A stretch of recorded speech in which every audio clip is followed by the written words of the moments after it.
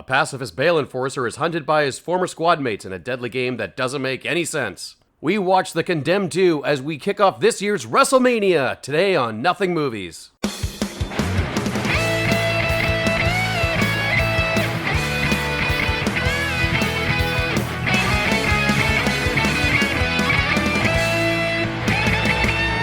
Tim Hortons has flatbread pizzas now? Yeah, they're gross. Oh yeah, you've actually tried one? I assume they're gross because most of the stuff that's not muffins and cookies and stuff at Tim Hortons is gross. I like to think that like the higher ups at Tim Hortons, they just had like a big office-wide meeting or whatever, and it's all like, all right, our lines are long. They could maybe be longer though. Like we already introduced like this menu that like disappears when you're looking at it to show you like the donut of the day or whatever. What food item can we introduce that will guarantee that people's waiting time will be doubled at the very least? What bullshit item can we include here that will I'll still probably try one though. Yeah, something on your mind, Kaz?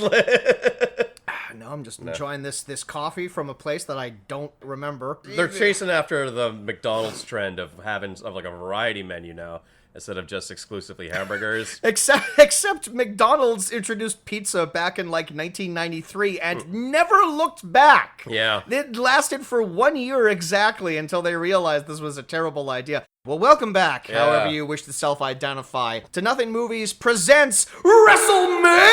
Yes, WrestleMania, brother. 6. Are we numbering them? No. Well, it's the 6th year. We never have. We never have before. Yes, normally it's the podcast where we go through an actor's filmography and choose the most anonymous and culturally untalked about movies that they've made and decide whether or not they've got a certain something or if they're just a whole lot of nothing. But once a year, our favorite time of year, we like to turn the tables, so to speak, flip a grown man into a table that's covered in microphones. It's a wrestling thing. Yeah, well said, Cass. I was thinking about this on the way over here. Like, we've really used up like all of like the wrestling iconography that I can use. Like, we've done It Doesn't Matter What Your Name Is. We've done It's John Cena, which was already arguably like pretty hard to do because that's literally just saying a man's name. What's left?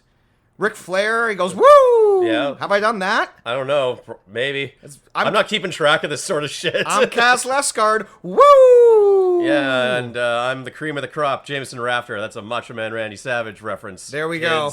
All of the wrestling memes I can think of are all like visual, like Vince McMahon progressively getting more and more excited about something. Oh, you're basing it all on like the popular memes and not just like actual wrestling content. Every year that we do this, it reveals more and more that I don't know anything about this subject. That we've like every time we talk about Hulk Hogan, I want to attribute.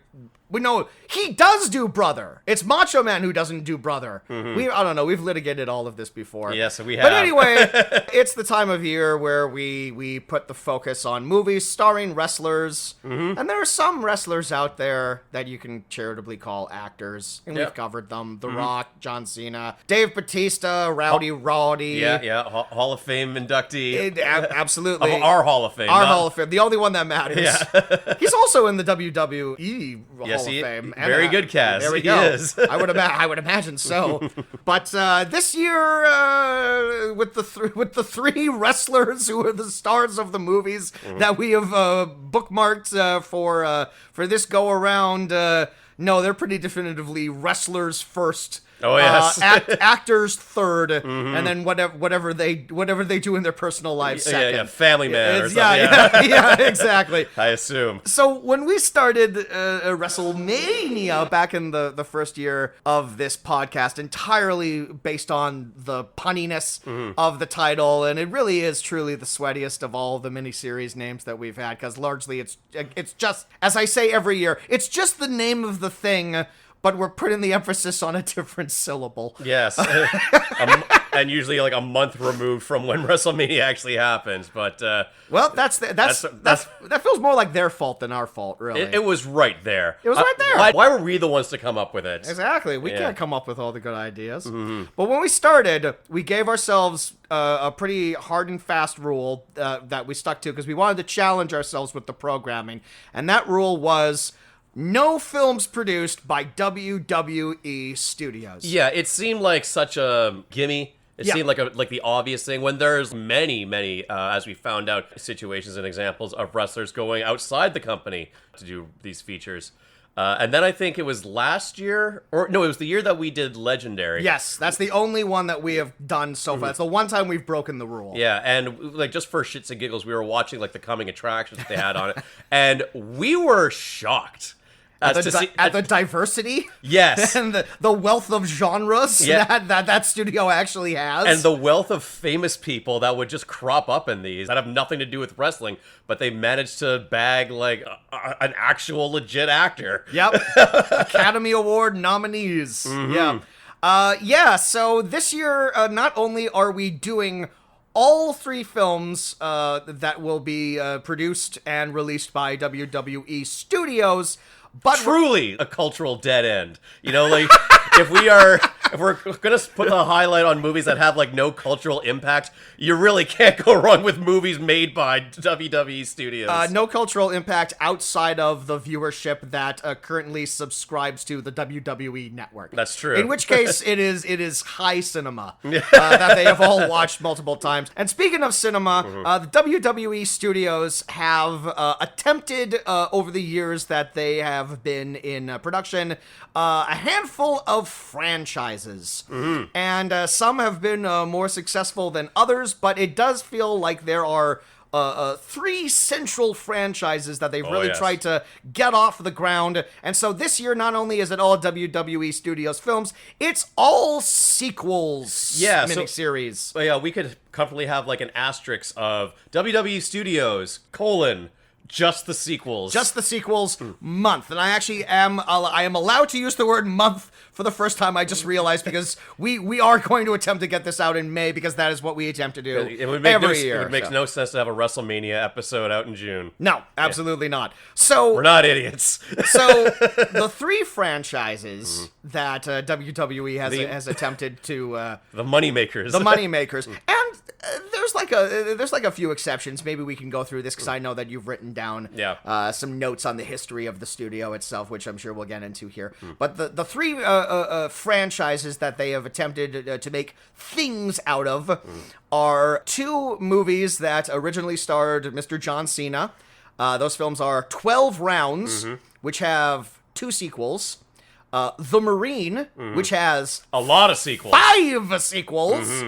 And the subject of today's episode, The Condemned, which only has 1 sequel. So This that one. that will be the one that we are covering. So and we will go in ascending numerical order. We're not just going to cover the 2s. And we're not going to do that because, again, that seems a little easy. That's another reason we're not going to cover just the 2s, but I'll get to that in a little bit. But yes, today's movie is The Condemned 2, sequel to I believe it came out in 2009. The film The Condemned, starring Stone Cold Steve Austin, which was released to theaters. Jameson, Yes. have you seen, or do you have any opinions on The Condemned? I have seen The Condemned, and as far as WWE Studios movie go, it's exactly what you're hoping for. It's Stone Cold Steve Austin going up against Vinnie Jones in a knockoff of Battle Royale.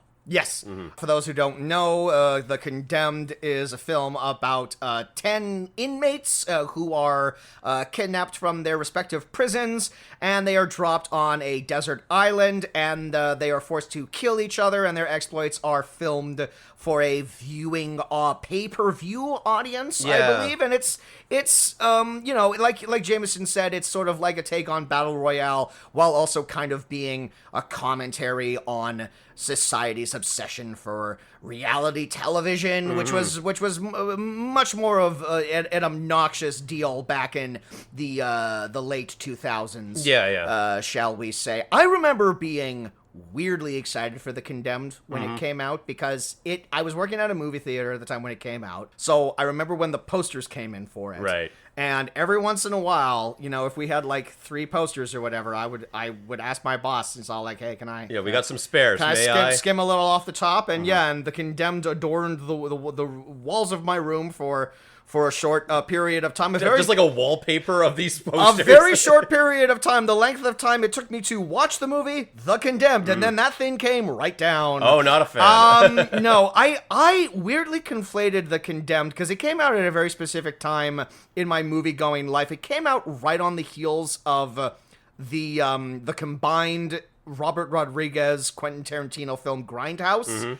And this was like right in the era where that sort of like exploitation style of film was getting sort of like a little bit of resurgence thanks to that. Yeah. Thanks to the efforts of directors like Eli Roth and Rob Zombie. I remember Rick Hoffman, who's an actor who appears in all the Eli Roth films. He's also in The Condemned. So I kind of like, I saw the trailer and I'm like, oh, this might be like some good, cheesy, gory nonsense. And it wasn't cheesy enough. It wasn't gory enough. I just kind of found it a little miserable to watch, frankly. And I never thought of it until about a month ago when we were looking through this and we decided that we were going to cover the sequel, which came out more than a decade later. And then did you entertain the idea of like, well, I wonder if I should go and revisit Absolutely not. Yeah. Here's the other thing too. Here's the other thing too. I have in fact seen the movie that precedes The Condemned 2. I have not seen the first 12 rounds, and I have not seen the first The Marine. And I will not, for the purposes of this miniseries. I am going in blind, baby. Sequels only. Yeah. That is and I will not be reading Wikipedia synopsises. I don't want to know what happens. I don't care to know. I don't. We'll see if they actually bother to pay lip service to the previous movies in the installments. We shall see. All right, Jameson, Yeah. what do you have to say about WWE Studios? What have you got here? Quite a lot here. I think how we're going to do this breakdown is in this episode, I'm going to cover like a brief overview of the history of the studio and sort of what influenced a lot of their business practices, let's say. Sure. I think maybe for next episode, I'll run through their list of films that are straight up just starring the wrestler as the lead character. Yeah. And for the third episode, I'll probably just go over some of their more serious films that the wrestlers are only just kind of featured in, and I'll kind of go over why that's the case. Okay, cool. All right, so I got all this information on a mix of both the Wikipedia article and also from the YouTube channel OSW Review. So this is going to be a brief plug for everyone to check out those guys. It's just 3 Irish friends talking about wrestling matches, and occasionally they'll review movies that have wrestlers in them. None of the ones that we've covered, thankfully. I think I've heard of this. Yeah, I've definitely heard of these teams because, like, they were like reviewing some like wild Irish action movie. Yes. Fatal Deviation. Yes. Okay, so I've seen this channel. Yeah. Mm-hmm. Look, I don't even care about wrestling, but you just tell me like 3 Irish blokes sitting together, like watching Irish action movies, shooting the shit. Yeah. Like I was all like, I'm not interested. Sounds I'll like tell a you that grand much. time. All right, so WWE Studios, founded in 2002 as WWE Films, is the least profitable branch of the WWE empire that is still in operation. So not counting like the failed builds for the XFL or for like a fucking restaurant that tried to open in Times I was Square. gonna say Pastamania. Yeah, something like that. Well, that's a Hogan venture. Care to venture a guess at what some of their most profitable business branches are? Oh God, I don't know enough about the company. I mean, like I know they make video games. Yeah, so I'll just list them off here, and it's just briefly because like something came up here that I found very fascinating, and it makes all the sense in the world when you hear it. So their most profitable is licensing revenue for distribution, their live shows, merchandise, their streaming network, and apparently they have a world-renowned broadcasting school. Oh yeah, okay, that makes sense. Yeah, like you have boots on the ground training for live events where they teach you everything about how to run like a directing room. Really solid hands-on training for camera work and on-camera hosting and presentation. And just like decades worth of experience on everything about live video editing and video archiving. Many of the graduates go on to do everything in like live sports and live entertainment. Right, it doesn't necessarily have to be wrestling focused or anything, right? It's just like any sort of live entertainment, maybe with a more of an emphasis on sports, but it could literally be like anything where you need like a running commentary. Pretty much, yeah. And because right, okay, that makes a ton of sense. and because they have several weekly shows, the students are actually put to work on these things for, cheap student labor. Sure. Oh, You knew it was going to turn. what a take brilliant turn. business practice. Now, yeah, because we should also say, like, I would wager to guess that the majority of all of these companies have to be run. At least until recently, of course, a lot of it had to be under the machinations of one Vince McMahon. I would have to. Yeah, assume. Yes? I was wondering when we were going to have to talk about him in the light of the recent things that came to light. I mean, it's a little hard. He is the founder of the fucking company. Yeah, So yeah. it's it's. Fuck Vince McMahon. Look, yeah, we haven't made it like clear before or anything like that. Like it was this month-long excursion into the wildness of WWE and all of its ancillary branches or whatever. It is not. It is not us like throwing our cap into the side of Vince McMahon. This is not a. We're largely anti-Vince here. He seems like a horrible monster. Yeah. All the times where I've ever sang the man's praises were done with tongue firmly in cheek. I always got a tickle out of the antics of the Mr. McMahon caricature. Yeah. But fuck the real Vince McMahon. He can go straight to hell. Right. Yeah. And you can tell that it's tongue in cheek when you listen back because we'll be talking like this. Okay. All right, so the very first film that was produced by WWF Studios back in the 80s, late 80s. The late 80s? Yes. Oh, okay. Let Now- me see if I can guess. We mentioned it. Is it No Holds Barred? It is No Holds Okay, Barred, right. yep. Which was a profitable movie. It debuted at number 2 behind Indiana Jones and the Last Crusade, but it was panned by critics.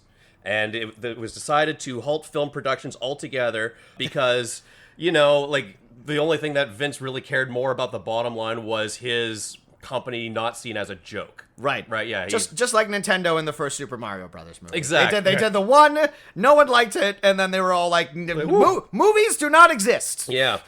Now, that remained the case all throughout the 90s, but quickly changed in the early 2000s with the Attitude Era and the Monday Night Wars really revitalizing mainstream attention in wrestling, but also The Rock's role in The Mummy Returns convinced the company they should go ahead and attempt film production again. Right, and so this was going to be like my initial guess before you said the 1980s, but like, yes, if I'm not mistaken, like the first of the WWE Studios production company that I'm familiar with like the WWE logo, their first production was the Scorpion King. It absolutely was. Right. Yep. Yeah, that was under the banner of WWF Entertainment. But what I learned through my minor amount of research is while they produced the first the first Scorpion King, they had nothing to do with any of the direct-to-DVD sequels. They have not. That's interesting. Did you find out why? No, but I assume they just sold off the brand because they couldn't have The Rock keep doing those. He didn't even show up in the fucking sequels. So No, he didn't. But like none of the wrestlers who appear in like the first versions of the movie show up in the sequels anyway. Yeah.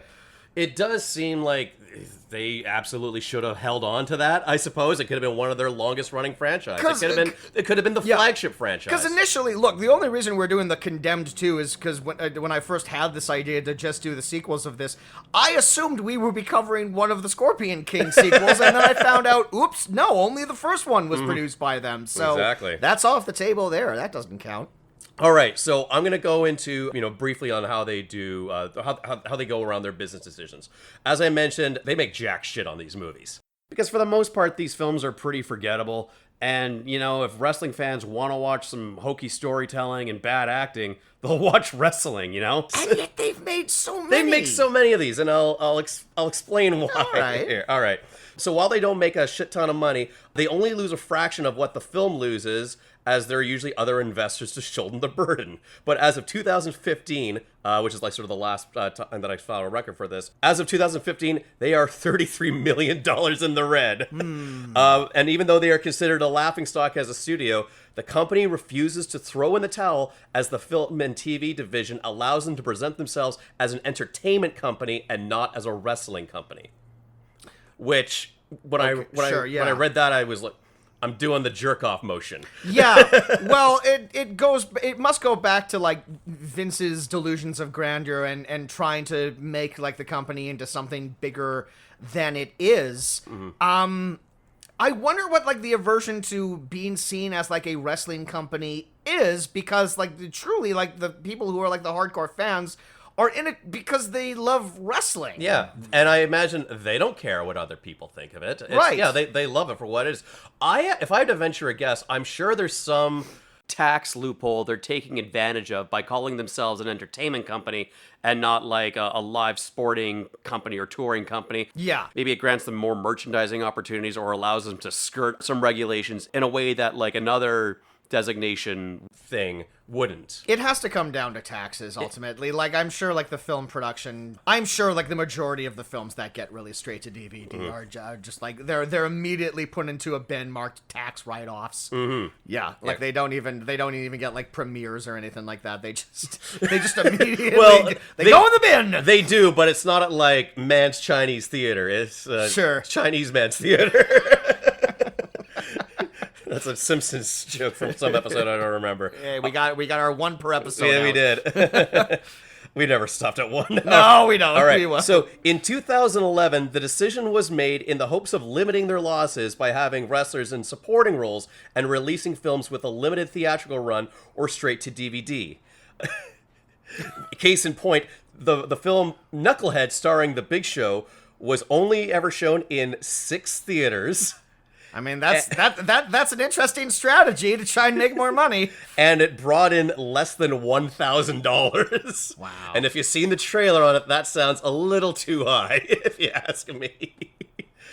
Like, there is a great example of this type of movie that you're talking about, where it's like, let's release, like, an actual film and have a wrestler in a supporting role. I want to get to that in a little bit. I don't know if you had planned to mention it, but I want to get to it in a little bit when I talk about the filmography of Randy Orton, which is very short, which is 4 movies. Right, yeah. So it won't take us very long. Yeah. But there's it maybe the most, like, amazing example of a film that WWE has released. I mean, Legendary is an example of this, where it's kind of like more of like a trying to be like a straight inspirational drama type thing that just so happens to have John Cena in it. Well, the interesting thing with that is that in another avenue of them, not trying to lose a shit ton of money making these, is that they'll actually co-finance other movies that have already gone across the line with the stipulation that, okay, we'll do that, but can you write a supporting role for our wrestlers? And this is why you'll see cases of Patricia Clarkson or Ed Harris in one of these movies, like featuring a wrestler.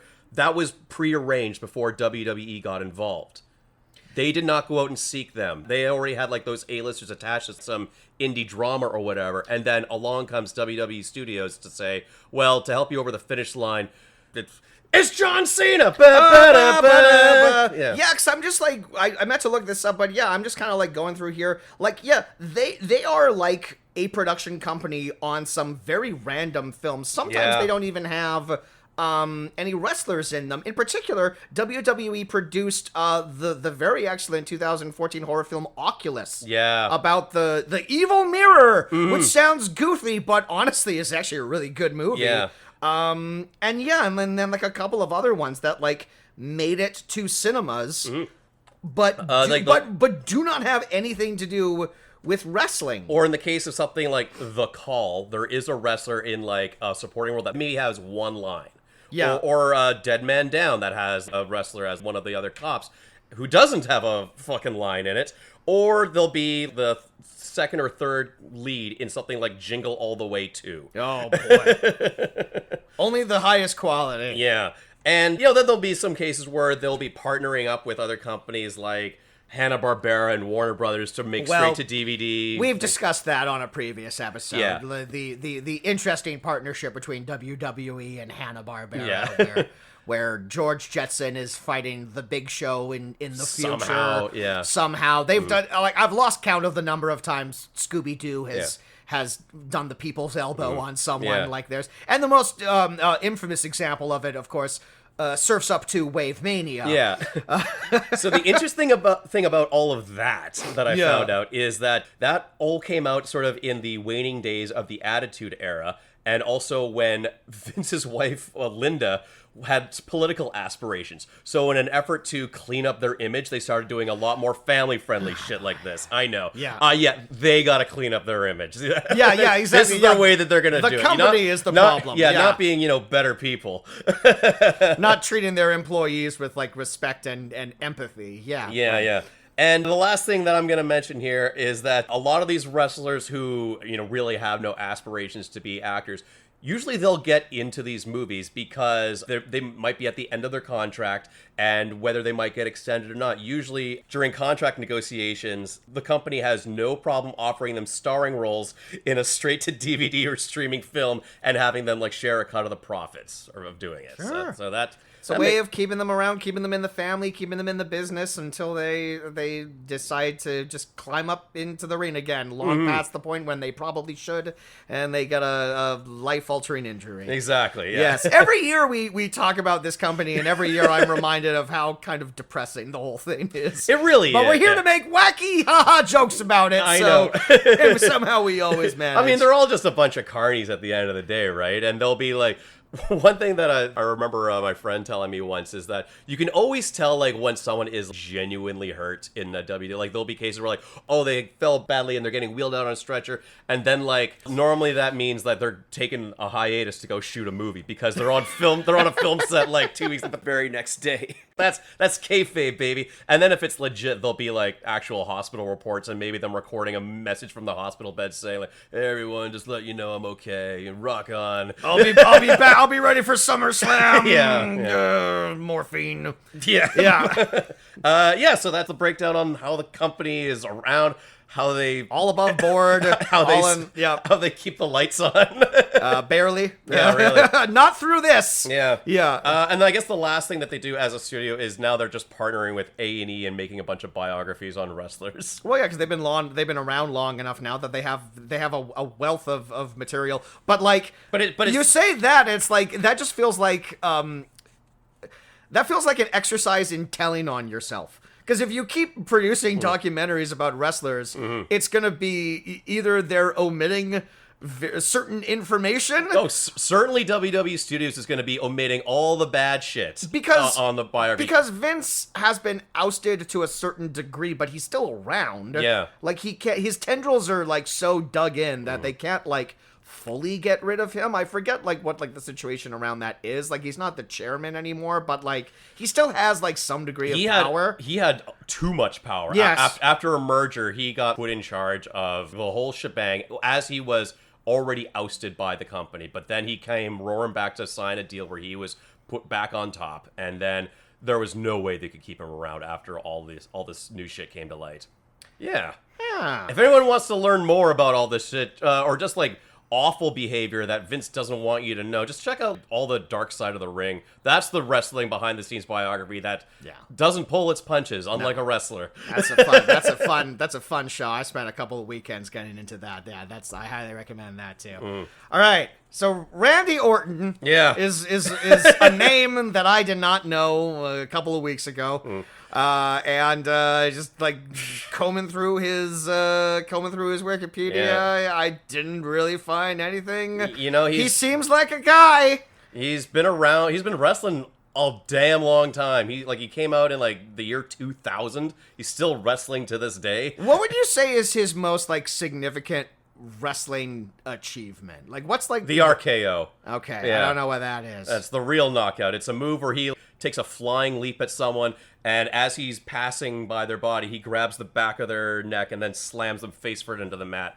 Face first into the painful. It's like the ultimate finisher, and I have yet to see a wrestler kick out and beat that. It seems to be like the move that just ends the whole thing. But I was talking more about like, are there any like events? Are there any like moments in like broadcast history that's like this is the moment that defined Randy Orton within the WWE? I can't say for certain because Randy is not the sillier, gimmicky kind of wrestler that I'm into. They're more like the legit straight superstar wrestler that is super talented and wins all the titles, but they don't have a bizarre catchphrase that fans can wink at. I might be totally wrong on that, but I did ask friend of the show, Scott Murray, who knows way more about wrestling than I did. Like, any thoughts on Randy Orton? And here's what he responded back to me about like an hour ago. He went AWOL when he was a Marine. You're right. He hears voices in his head. They comfort him. They understand. They talk to him. And he may have been a bag pooper. And I didn't ask him to elaborate on that. All right. So, you heard it here first. He may have been a bag pooper. And look, I don't know if that's I don't know if that's hearsay. I don't know if we can get in trouble for We're gonna get RKO'd. Labeling him as such. Mm-hmm. I mean, there are worse places to poop. Yeah. At least if you poop in a bag, that's contained. You can throw it out later. Yeah. Yeah. Have no idea what Scott's implying there, but just to cover our bases on like a legal sense, we neither confirm nor deny that Randy Orton is a bag pooper. But he is. We're just asking the questions. He is right about the first thing. One of the few things that I bothered to retain from Randy Orton's Wikipedia is that he was in the Marines, but he was dishonorably discharged for basically just going AWOL. And he had he was all about like that Marine life. He got like a big Marine tattoo that he now has to cover up in shame. Yeah. And as a result of this, he was actually up twice for taking over for John Cena in the Marine franchise. That's hilarious. He was going to immediately take over in the Marine 2, but apparently he had something of like a neck or shoulder injury that left him out. Right. And that role was filled by Ted DiBiase, another name that means absolutely nothing to me. And then interestingly, when I guess negotiations came around time for the Marine 3, his name was once again thrown into the ring, so to speak. Didn't even mean to do that. But apparently this was the time that his shameful Marine history lost him the role. And the role was instead given to Mike the Miz Mizarian, who we will discuss because from 3 He's coming up. From 3 until on, the Marine has become his franchise. But he'll get his own episode. I can't wait. Talk about it here. But after losing the role of the Marine 2, his first acting role in a WWE produced movie was in the 2011 film That's What I Am. Yeah. Now this is a trailer that we saw, and we saw in front of Legendary. This is what set us on this path. That said, maybe we need to look into this a little bit more. Possible future episode. Maybe next year we'll get around to this movie. Yeah. But this is like a family drama about a elementary school teacher played by the great Ed Harris, who inspires 2 of his classmates to follow their truth. One of them wants to be a writer. One of them wants to be a singer. But in Ed Harris's subplot, there's a school bully who gets it into his head that Ed Harris's character might be gay. And he goes home and he tells his dad, who is played by Randy Orton. And Randy Orton won't have none of that. I won't have any of these sissies teaching in my school or whatnot. Corrupting our kids. Absolutely. So yeah, that's that subplot. And Ed Harris's character is all like, I don't have to identify myself one way or the other. My sexual preference doesn't make me a better teacher or a worse teacher or anything. And I guess that's the subplot of that. I didn't read too much into the synopsis because, again, we might be covering this. But it is interesting how when he lost out on the lead in an action sequel franchise picture, the logical next step or plan B was the villain in something like this. A supporting homophobe is. So you know what's a better fit for you, Randy?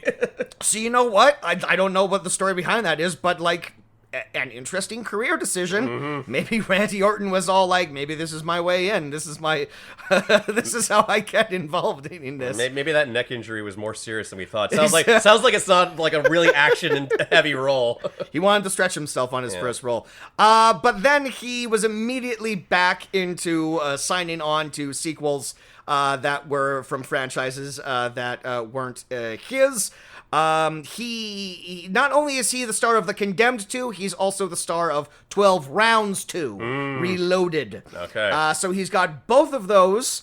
And then the only other acting role that he has had is he has a supporting role in Seth Green's directorial debut, Changeland, which is an indie dramedy about 2 buddies who go to Taiwan, I guess, to like find themselves Breckenmeyer and Seth Green. Yeah. The cast includes Macaulay Culkin, Rose Williams, Claire Grant, Brenda Song, and Randy Orton. So I don't know if I don't know if he's buddies with Seth Green. I don't know how that happened. Yeah. But there we go. That's the entire filmography Wow. of Randy Orton, and 2 of them are movies that he ultimately did not end up starring in. Yeah. So that's the most I can stretch that. Boy, they found his wheelhouse in the action and then in drama. He can make you laugh and he can make you cry.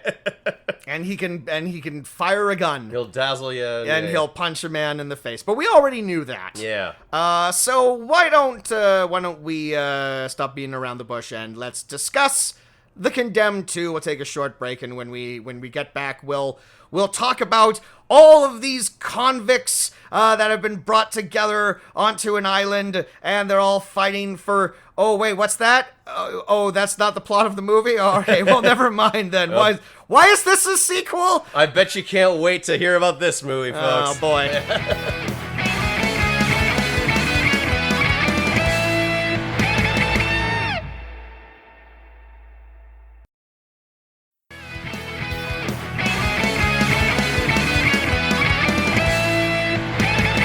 All right, welcome back, everyone. Breaking news update from friend of the show, Scott Murray, with more hard-hitting Randy Orton facts. He's a wrestler's wrestler, like some comedians are a comics comic, and he loves headlock rest holds, which is his. I'm so glad we dragged the podcast to a screeching halt for all of that. Yeah.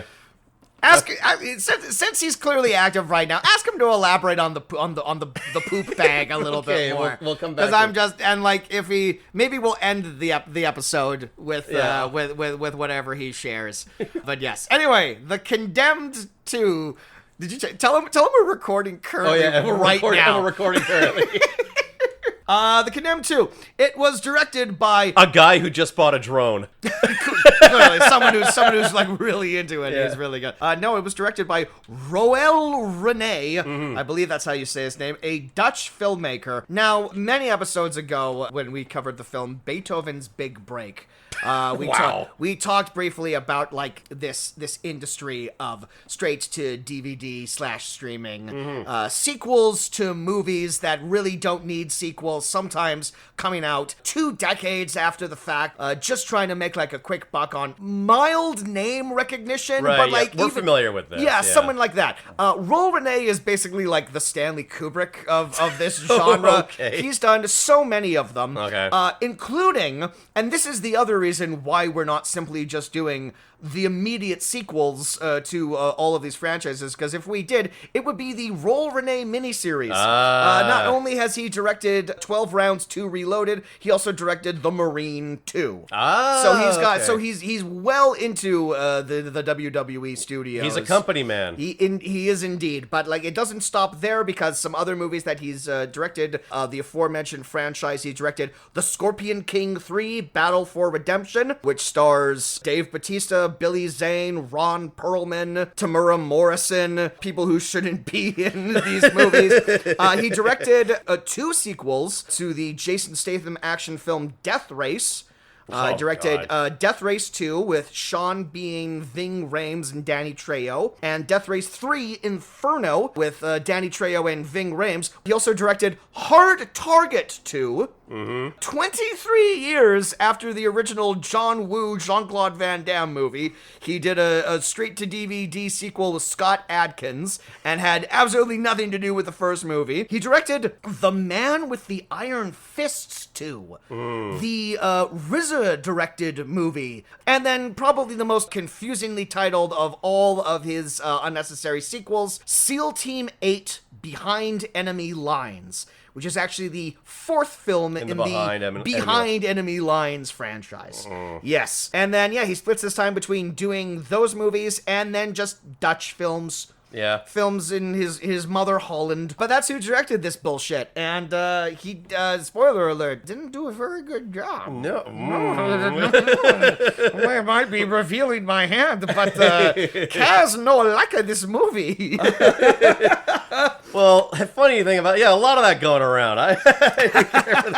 Oh man, something's in the air. Yeah. No, as I implied earlier, this is a sequel in name only. The only DNA that ties it to the first movie is like a passing conversation the villain has with a random person, like about the events of the last. It's movie like, hey, do you remember that? You remember that island where they had like all the people fight? Oh, I remember. They shut that down. Well, this is even bigger and even better. Amateurs, and I'm all like, I don't think you're right. I think the first movie was bigger. Yeah. I think it reached a more global audience. Yeah, it made it to there. theaters. Yeah, Exactly. It was like when The Force Awakens said, "Hey, here's the old Death Star, and here's what J.J. Abrams cooked up for you." Except they were wrong. Yeah. Yeah. All right, so The Condemned 2 opens in, I don't know, a bunker of some sort where... Most of these movies take place in bunkers. Yeah, in and around bunkers. Yeah, it's a very bunker-heavy movie. All right, so some criminal guy has gathered a bunch of degenerates around to... Oh, Jameson, not just any criminal guy. Yeah. This of course, is our primary villain, Cyrus, who is played inexplicably by the great Cherokee American actor Wes Studi. This guy's in so many great things. He's in Heat. Yeah. He's in Last of the Mohicans. He's in Dances with the Wolves. He's the Sphinx in Mystery Men. He's Sagat in Street Fighter. And much like Sagat in Street Fighter, he's holding court with a whole bunch of ne'er-do-wells and cronies. That's right. But he's not organizing a street fight. No, he's got two homeless men tied up to poison. Yeah, he's a poison delivery system. And it's a hobo poison off, and they're betting. They're hooking them up to I don't know, a lethal injection thing, and they're taking bets on which one of them's gonna die first. Because if there's one thing we know about the criminal element, more than committing crimes, more than skirting the law, they love betting. Yeah. That's their favorite thing in the This is world. and like in lieu of going to, I don't know, a fucking horse track, they decide this is like the best course of option because it's about as despicable as you can fucking get. This is the Condemned 2 drinking game. Take a drink anytime there is just a random scene of betting going on. Yeah. You will be on the floor. Yeah. And it's totally that bullshit movie betting where it's just like a group of people screaming and they have handfuls of cash and they're all like, bet more! Money! Betting! Money. And I'm still like, this is in every movie that has betting in it, and like every time I see it, I'm all like, how is any of this supposed to work? Yeah, you're just constantly pushing money across the table. The counter on the screen is continually going up, and at no point they say like betting stopped. Like now we actually have to watch the event and afford the payouts. This is such a trope in movies, and it makes me, and it's in good movies too. Like I remember, like it's in like The Quick and the Dead. Even then, there are people like screaming at Pat Hingle with like handfuls of cash going on, like, oh, that's 5,000 on this. It's all like one at a time. How does anything get done in this situation? Yeah, it's just people yelling things and holding money or pieces of paper. Right. And I'm so like, is this how it works? I don't know. I genuinely don't know. It's how you convey it in film, I guess. I guess so. All right, so just when all hope seems lost for these homeless guys, who should show up to their rescue but our old friends, the Bail Enforcement Agency? Bail Enforcers? Yeah. See previous episode, Bail Enforcers, for more take on that. It's an easy job for a wrestler to have in a movie. It is. It's maybe like the top one, outside of like struggling single father just trying to get his life together. In between Bail Enforcers and this, I did not do any research to see, like, is this a real thing? I still don't think it's an actual agency of bounty hunters that they send across the United States. Why are you looking at me like that? I'm fairly certain Bail Enforcement exists. Bail Enforcement certainly exists, but an agency? Like this, like a private agency. I mean, like, and this movie like implies this much as well too. It's like these are agencies that exist. They're not like encouraged. No. They are, they are vigilantes. They are on the outside. Yeah. So, but I am choosing to believe that this takes place in the same continuity as Bail Enforcers. Why not? So, even though that was not a WWE Studios film, but why not? But a good idea is a good idea. Sure. So, actually, you know what? Come to think of it, this really fleshes out the whole history and hierarchy of the Bail Enforcement Agency. Sure. It's a family business, and we'll get into it.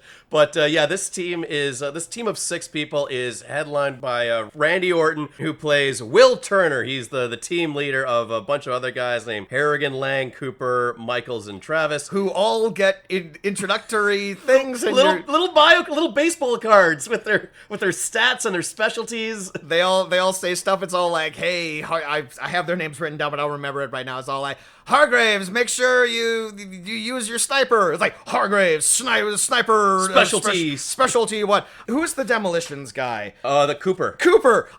They introduce Cooper. Like his thing comes up as like Cooper, demolitions expert or whatever. Is all like, Cooper, we don't need any explosions. We're just going undercover on this one. My question would be, Tanner, why bring your explosives guy if you're not going to use him? If things go I know wrong. you can shoot a gun. Also into this introductory thing, like, yeah, we got like a little like bio next to them or whatever, and there are also screenshots of each individual member of the bail enforcement team. Randy Orton's screenshot that shows his face, very notably out of all of them, is the only one that is bloodied. He has like a trickle of blood leading out of his mouth. I'm going to go ahead and put a pin in that right now, and we'll come back to that a little bit later. I just thought I would mention that now. All right, so they're storming Cyrus's compound there. They're sneaking behind a forklift that they use as a decoy. During this whole storming the compound thing where they're doing stuff like, tossing people into stacks of bricks and everything like that, I couldn't help but notice that the fighting seemed really lame. Right. Like, okay, it's WWE. They're known for fake fights. Right? But at least they can shoot them in a way where you can fool an audience into thinking this is real. And I know it's a movie. These are stunt fighters. That's not real fights. But you gotta do something so we don't see the... Camera angles exist for a reason, Renee. There's a full foot distance between where a fist is swung and where it is supposed to connect with the head. This is a bad sign of things to come. Well, yes, and also, very importantly, because they are bounty hunters, they're not allowed to kill anyone here. This isn't like a storm the castle type situation. So they're all wounding people. They're all shooting people in the leg, which always makes me laugh because, a gunshot to the leg can, in fact, be fatal. Yeah. If you don't hit them, like, right in, like, the right spot, like, they will bleed out in seconds. But this is movie logic, so let's just, like, glance past that. Yeah. They break into the, what did you call it? The Hobo Poison Afternoon Spectacular? Sure. Or whatever. And Yeah, it's all of these criminals betting on, we're going to poison these two poor homeless gentlemen who are like tied up and like, they're very resigned to their fate. Because they are not like thrashing about or like trying to get out or anything like that. It's really quite sad. Actually, it's all like, I just made a history of choices that led me to this moment, and here I am. I'm gonna be poisoned for other people's betting pleasure, just like the fortune teller said. Maybe they're promised a sandwich or something. I don't know. So the bail enforcement officers break into the vault, and Cyrus and Randy Orton square off where Cyrus brings a knife to a gunfight and actually gets in a few good cuts into Randy Orton, and I was like, don't bring a knife to a gunfight. Holy shit, he's kicking his ass. Yeah, well, it depends on the size of the knife that you're bringing to the gunfight. But Randy Orton says, like, everybody freeze, nobody move. And Wes Studi's immediate first thing is to turn to his number 2, Raoul, and say, like, wipe the hard drive, wipe all the laptops or whatever. And, like, if I was Tanner, I'd be like, hello? You're doing more illegal shit? I literally just said, don't move. And it's like Cyrus's first move is to start moving so much. Like, he does not care. No. Yeah, they get into a fight. And then Cyrus dies. What happens? He gets crushed by like a falling computer or something? Like Tanner is trying his hardest not to kill him, but he like pushes him and he falls onto some conveniently placed spikes on the ground. And 9 minutes into this movie, the best actor in it is gone. I'm all like, because I saw the opening credits, I'm all like, wow, Wes Studi is third build in this. That's quite a get. And then like 10 minutes into it, I'm all like, oh, they had him for an afternoon. Yeah. They had him for a day. This, if anything, should be special guest star Wes Studi. And you were probably thinking like, oh, okay, so the rest of this movie is going to be told in flashbacks, or there's going to be a lot of recorded video footage of him like kind of playing in the background. Shit to do. Yeah. He had better films to star in. Yeah. With this guy dead now, they call it into the real police. And the entire bail enforcement agency guys are arrested, even though it was Randy Orton that killed the guy. They're all... But they're all culpable. They're all under his command. So everybody goes down, and Tanner is immediately aghast at his actions, at what he's done. He's all like, I don't know how I'm going to explain this to the police. And I'm just like, I don't know.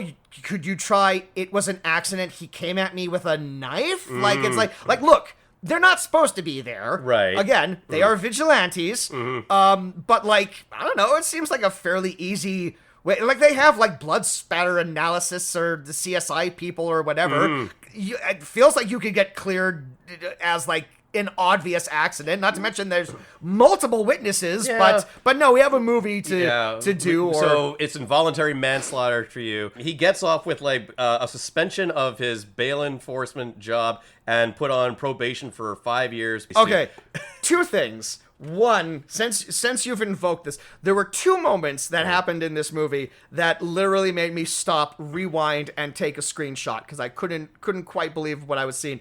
Did you happen to catch the name of this judge? No. Because she has a little placard, and it says what her name is, and I cannot fucking believe they got away with putting something this stupid It's in the not movie. Reinhold, is it? Her name is Judge H. Honorable. Oh. She is the Honorable Judge Honorable. Oh my God. I could not believe that. That is some dumb fucking bullshit right there. And it's like a very serious scene, and it's not played for laughs, but then they just have the dumbest character name for this woman. I couldn't believe Judge Honorable. That's oh my God, that's insane. Wow. That's wild that they did that. Symbolism at work here. That's symbolism for you, courtesy of WWE Studios. I love that someone in the production... this movie has some really interesting production design elements to it, and I feel like, yeah, whoever like the art director or production designer for this was had some fun, because there's a few things that I noticed that I'll bring up. But the other thing I do want to mention, Raoul, the Cyrus's number 2. Now, correct me if I'm wrong. That was the guy who played Gomi in Breaking Bad, right? Yeah, Agent Steve Gomez, whose name I believe is Steven Quezada in real life. But the point that I'm getting to is that this like sting operation is going down, where first the bounty hunters come in, then the actual cops come in, and during all of this, during like this mass arrest where like a man is killed, no one notices this guy. This guy is, and it's not like he's like hiding well either. Like when Tanner is getting arrested, we see him just like on the outside of the building going like, oh, I'm gonna get you. This guy is just like completely invisible, and we find out later on in the movie, it's all like, no, this guy is known as like Cyrus's like number 2 guy in the organization. Spoiler, he becomes the main villain of the movie, but it's just like, did no one notice that this guy would, like, he wasn't even like trying to be sneaky about it. He's just all like, it's like, freeze, is all like, all right, see you later. Doop-a-doop-a-doop-a-doo. Like, no, it's like, why wouldn't anyone arrest him? Surely he's known. Surely there's a warrant out for his arrest. But no, he just gets, the Agent Steve just gets to go home and do whatever the fuck he feels like. I feel like you just spoke for like 2 minutes straight. It's not the longest I've ever spoken for on this podcast. All right. So there's like a passage of time, right? Yeah, like I think he might have been like a month or two in the slammer. I imagine like a case like this. No, wait, no, it is 5 years later. There is like a little title card Is that it says 5 years? It says 5 years later. Yeah. Oh wow. Okay, I didn't think. I assumed it was like maybe like 6 months or whatever, because I knew like these cases, you know, they take time to process or whatever. I must have missed the thing that said 5 years later. But yeah, okay, so a long passage of time happens, and then he's sentenced, and then he's done with the bail enforcement lifestyle. He's put it behind him. That's not me anymore. That's not my life. Your Honor. In most of honor, Your Honor, Your Honorable Honor. It seems to me like it's not a life he wanted to get into anyway. But the only reason he became part of this bounty hunting agency is because it was his dad's dream for him. His dad started the bounty enforcement agent, or the bail enforcement agency. It took me 30 years to build this company from the ground up, and it took you 3 or 4 years to piss it all away. Yeah, you're a disappointment to me, son, and you're a weak man. You're just like your mother. You're just like your mother. Yeah, exactly. You got no spine. And of course, at this point in time, we should mention that his father is, of course, played by Academy Award nominee Eric Roberts. Yeah, he is technically one of like the premier actors that they caught for this. They just also he just also happens to be Eric Roberts. Yeah, of the two fantastic actors that we have in this movie, one of them is Eric Roberts, who is a good actor. I'll say this: he's putting in more effort into this than he did in Pups Alone. Yes, he was noticeably drunk throughout this.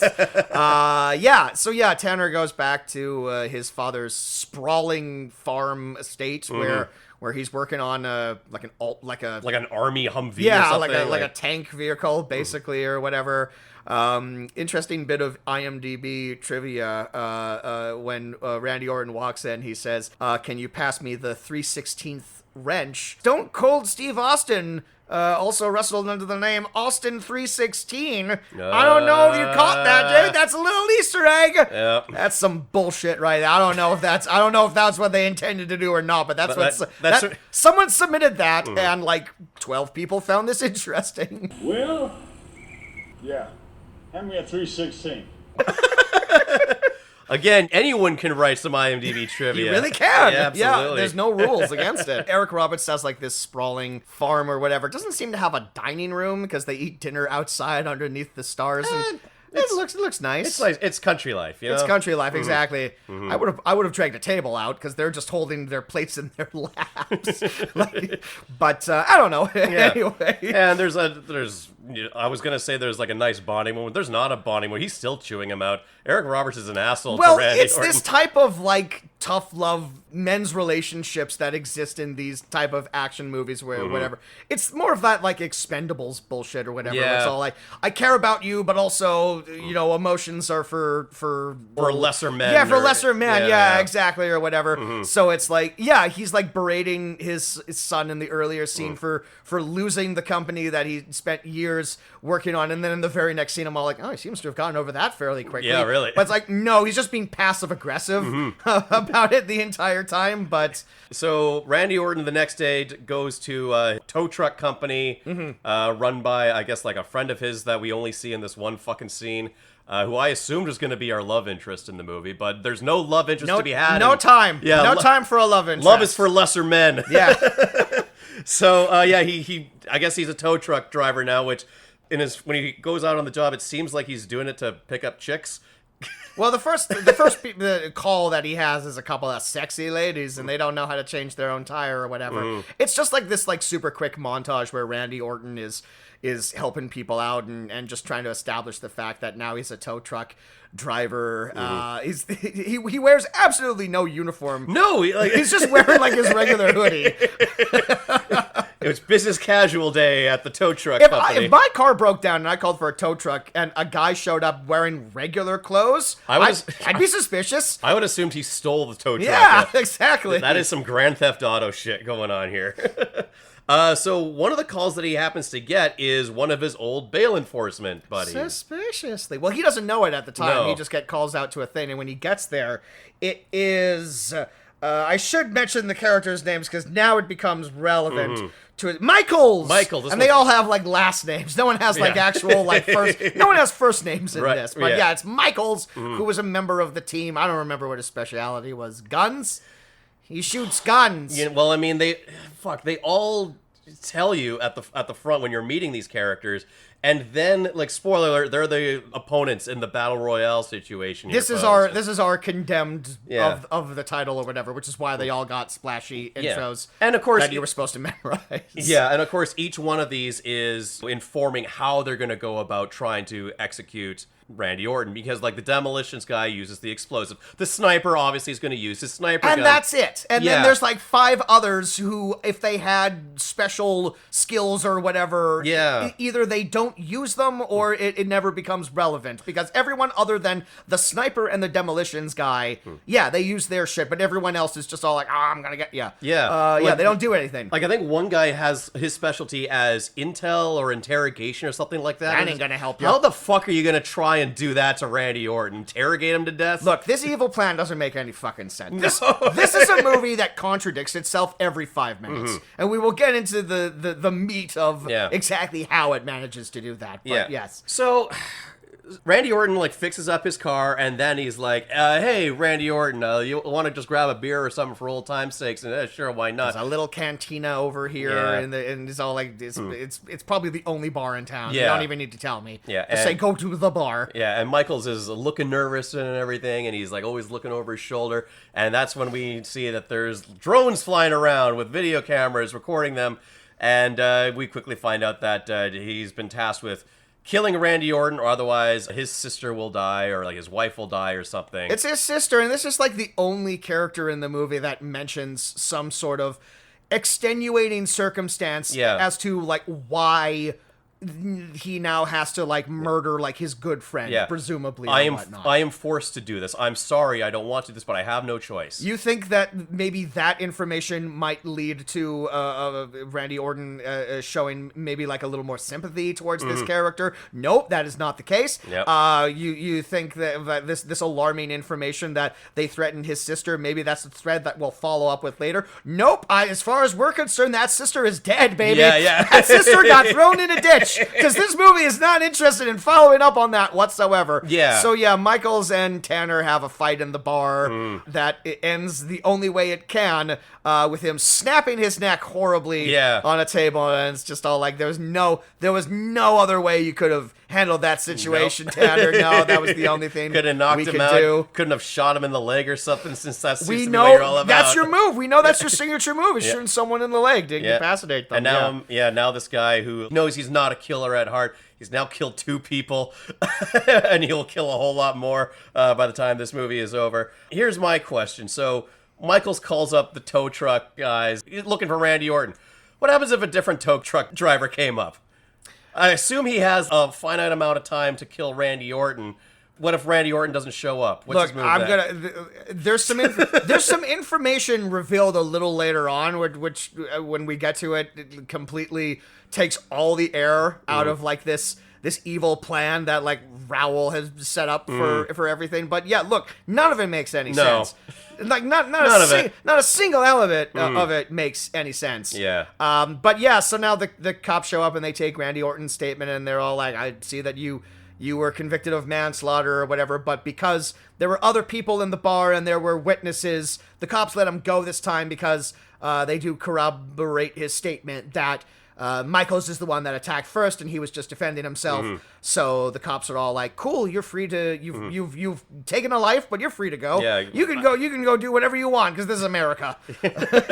But we got our eye on you. Don't leave the state or anything. Randy Orton goes back to Eric Roberts' farm, where he's met with, what's this? Another friend of his from the bail enforcement agency. And this is the moment where it really zeroes in for me as a viewer that Will Tanner is a fucking idiot. Yes. He's one of the dumbest protagonists of any movie we have covered. Because, like, as soon as he shows up, I'm all like, you're not immediately suspicious of this. And Eric Roberts, who picks him up, gives him a ride back from the bar. But Eric Roberts immediately pulls out a gun. It's all like, don't move. I don't trust jackass. this. And it's all like, yeah, see, listen to your smart dad. Like, that's the right call. Something fishy's going on here. You know, like, oh, 10 minutes ago, a friend of mine that I hadn't seen in 5 years just tried to kill me. What's this? Oh, hey, it's another one of my friends I haven't seen in 5 years. Bring it in. He goes in for a big hug. Man, you wouldn't believe what happened to me. What a weird coincidence.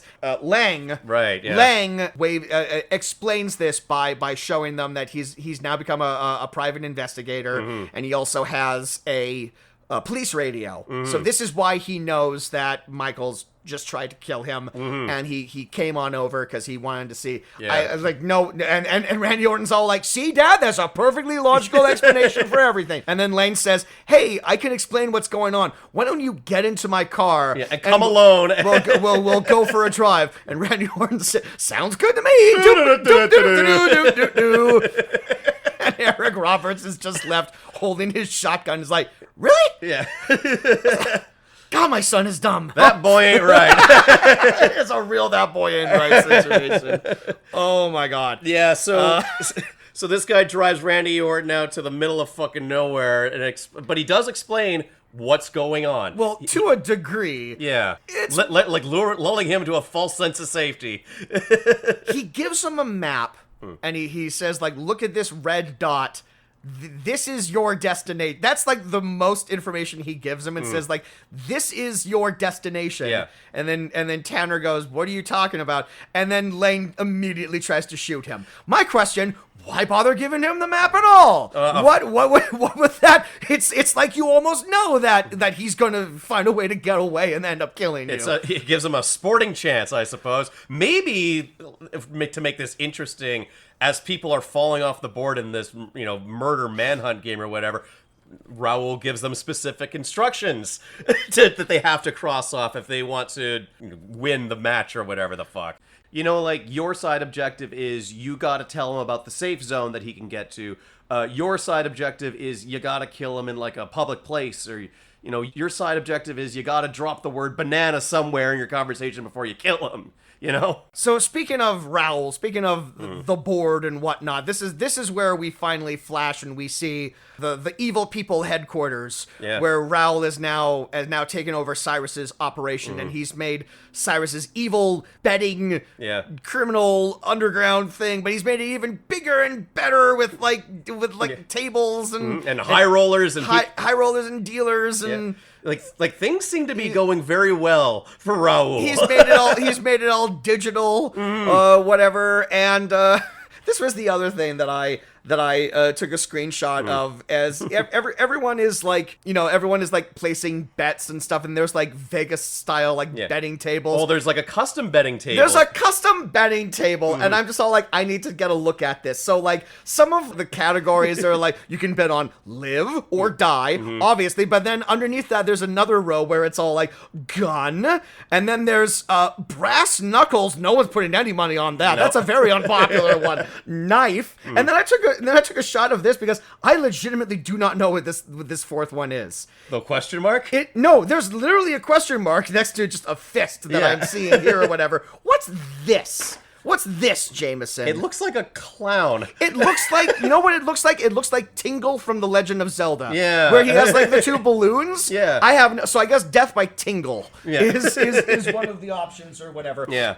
But yeah, this is just even more of people just like holding stacks of money and pushing chips in and going like, I bet on live, I bet on die. And I'm just all like, how does any of this make sense? Well, how do you focus on it when it seems like every 5 minutes Raul is making a different fucking speech? Like, he can't go long without, ladies and gentlemen, we're here for the match of the century. There's a moment where he like steps into like the middle of the floor and he starts explaining his evil plot in detail, why they're all there, all of the contestants, at a point in time where everyone in that room would be all like, we get it. Yeah, we know. We know why we're here. We wouldn't be here if we didn't understand the basic principles of what's going on. He also mentions that he took Cyrus's criminal gambling ring or whatever and made it 1,000 times more profitable and bigger than ever before.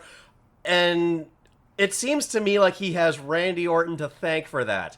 And yet the whole concept of this game is we're going to pit the man who killed my former boss against each other. Yeah. Like, what the fuck do you care about this? Did he like Cyrus or not? Because, like, the briefest moments we get to see of the two together, there's, like, a moment where, like, Cyrus is all like, I'm going to push the button that distributes the poison to the homeless people. Yeah. And Cyrus is all like, fuck off, that's my job. I push the button. Don't fucking test me, boy. Yeah. And then Cyrus dies, and it's all like, obviously, like, my first big game is to get the people that put Cyrus behind. But it's all like, but now you're in charge. Why do you hate these? Why are you doing anything? Yeah. Why are you doing anything, Raul? It would make sense if maybe Cyrus was his father. Spitballing here to make this plot of Raul's make sense. Give him like some kind of like maybe they were lovers. Like maybe they were brothers. That would be interesting. That would be a take. Yeah, this whole thing like really like helped me realize like I'm much more interested in seeing a movie about like this, about like this evil betting organization. Like give me like an entire story set within this universe and actually bother to explain how everything works and how they make money and maybe, I don't know, do like a commentary on why he's giving speeches every 3 minutes. I mentioned earlier elements of the production design that I liked. I found something that I really liked and something that really made me laugh within this scene. Raul gives a lot of his speeches behind what looks to be a stand-up chandelier. it's like on the it's like a chandelier but it's not hanging from the ceiling. It's like a statue. Did you notice that? I didn't. It's very weird. It was a very odd piece of I just imagine like whoever's doing like the buying for that movie is just all like, oh, that looks cool. that's fucking weird. We can probably find a way to get that Put it in the movie, yeah. That's a villain lair type thing. Yeah. The other thing I did notice was there was one point in time where there are so many shots of people pushing their chips in on one of these tables. There was one definitive moment that I went back and I watched it again because I couldn't believe it, where someone is pushing a stack of chips in and they are very clearly glued together. Like they're like prop chips for a movie, but it's like they're glued together. Like they're. Why would they bother to do that though? The chips are meant to be stacked and they like fall over. That's part of like the iconography of what that item. Yeah. Why would you glue them together? Yeah. What does that save?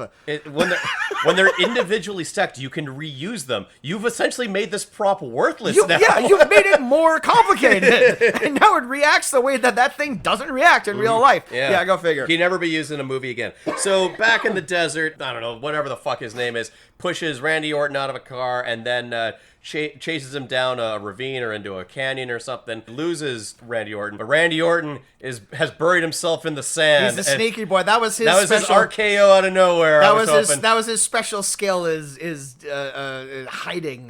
His tactical camouflage. Well, I mean, his specialty on his bio was team leader.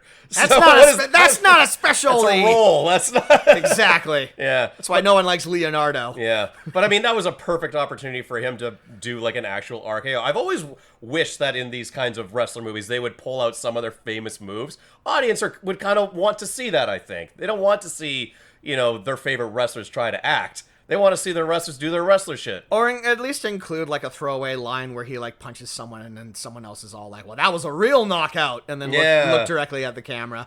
Yeah, something along those lines. But he's fighting, I can't remember this guy's name either. Know. Lang. So he's fighting Lang and they're getting in a position where it's all like, stop fighting me. Let's talk this out. Let's like actually have like a conversation or whatever.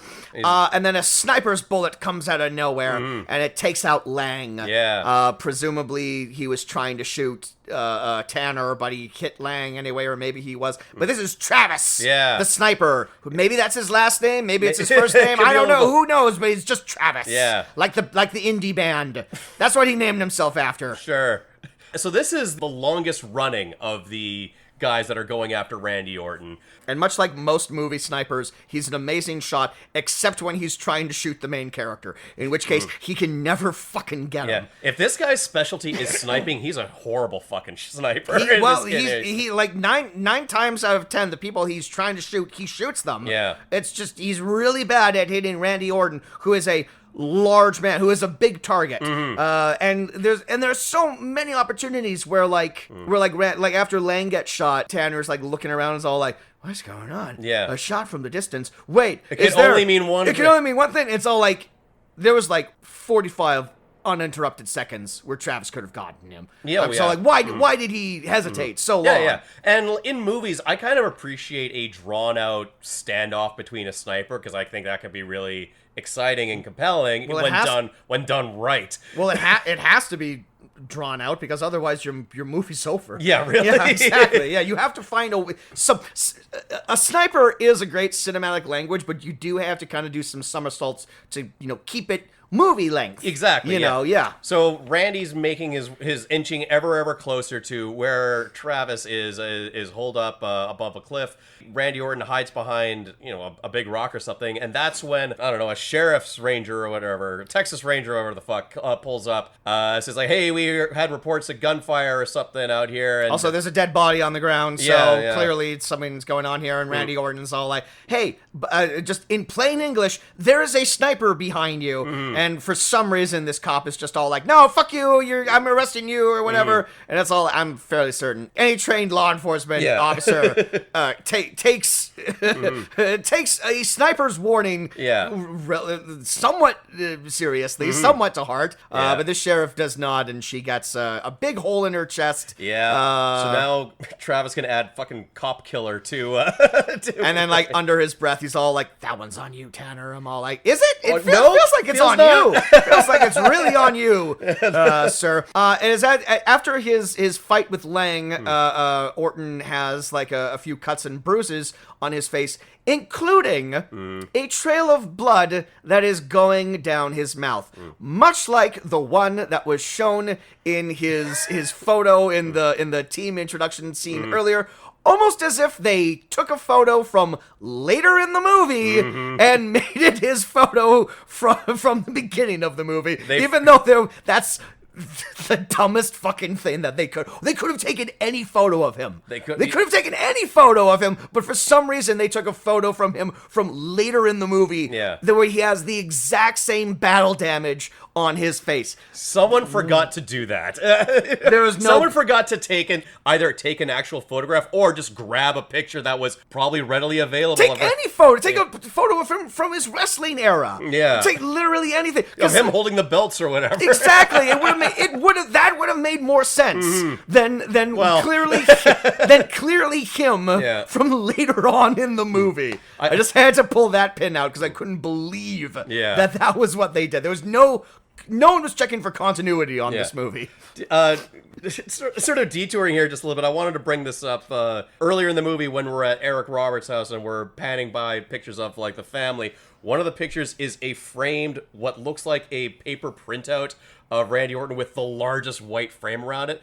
So they did have like a random stock image of Randy Orton available somewhere. They knew how to do that. They just didn't do that for the whole bio scene. I actually read on the trivia that the reason why there's a giant white frame around that is that that's a photo of Randy Orton and his actual family. So his actual family they just cropped them all out and they're behind the frame. Oh God.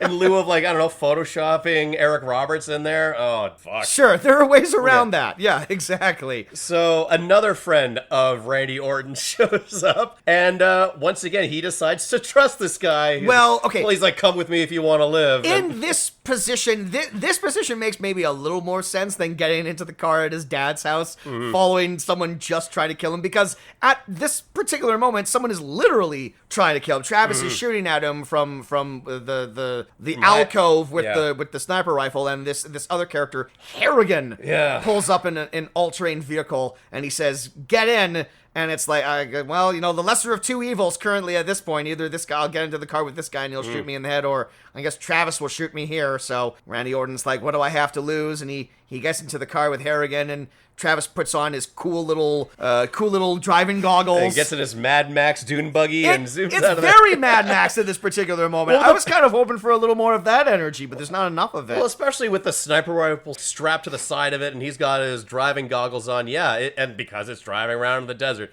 it's hard not to get away with that comparison. Harrigan drives Randy Orton.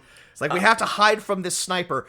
We need to get away. We need to get somewhere where no one will ever find us. I know. We'll go to this camper in the middle of nowhere. It's literally the desert, Harrigan. Yeah. And this is the only thing around for miles. Yes. I think maybe someone might notice that, especially if he has multiple drones. And if he has his own dune buggy, he can go after him. He can just follow the tire tracks. Because inevitably this leads to the moment where it's all like, oh, Travis has found us. No shit, Travis found you. It's the only building for miles. And and they pull out to this building, and Randy Orton finally gets some sense into him because he immediately confronts Harrigan and is all like, you're gonna try and kill me too. And Harrigan's all like, no, I'm the only one that's not gonna kill you.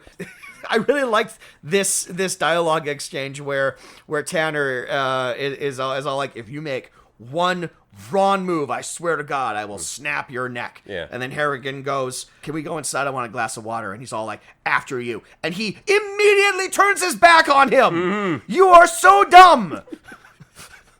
You're the dumbest man alive. Yeah. What are you doing? So, you're allowing him to go into his home first. Like, who knows what the fuck he's got in there? He knows where everything is.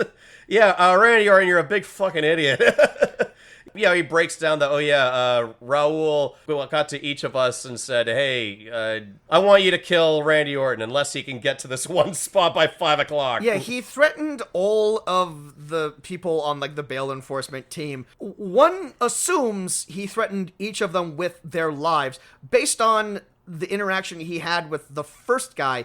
we can assume that they also threatened, like, their loved ones, but no one ever comes out and, like, confirms that, other than, like, the first guy had said, like, they also threatened my sister. Yeah. So we're only... And now with me dead, like, Right. she's just, like, a loose end, so, yeah, she's dead anyways. Okay, so this is where Harrigan sort of, like, fills in some of the gaps, and this is where, like, this entire evil scheme, like, completely falls apart, because I just don't understand. I don't understand how this game is supposed to work. I don't understand what people are betting on, because Harrigan says Michaels, the first guy, was supposed to take you out to the desert. You weren't supposed to go to the cantina or whatever. He was supposed to drive you out to the desert where the other two were waiting, Travis the sniper and the other guy. Yeah. And that's all he says. He's all like, he was supposed to drive you out where the other two were waiting. And then I'm left to ask the question, and then what?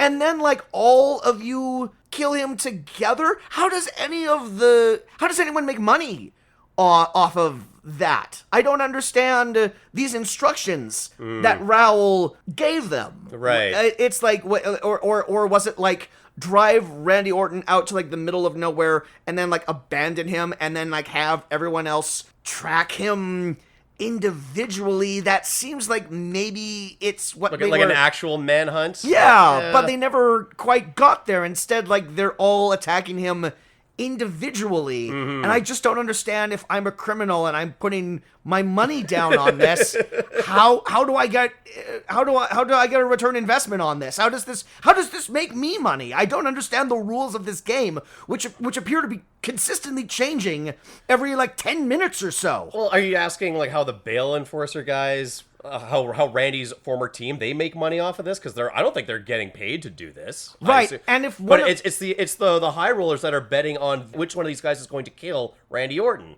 And certainly some of his bail enforcement cronies certainly seem to have less scruples about killing him than others do. It seems like some of them maybe didn't even need to have been threatened. Maybe they should have just been They just love killing. They just love killing. It's all like, you offer them enough money. I want the challenge. And they'll do it. But it's like, it's this vague thing of all like, no, we were all threatened. All of our lives were threatened. I guess Raoul all got to us to a certain degree.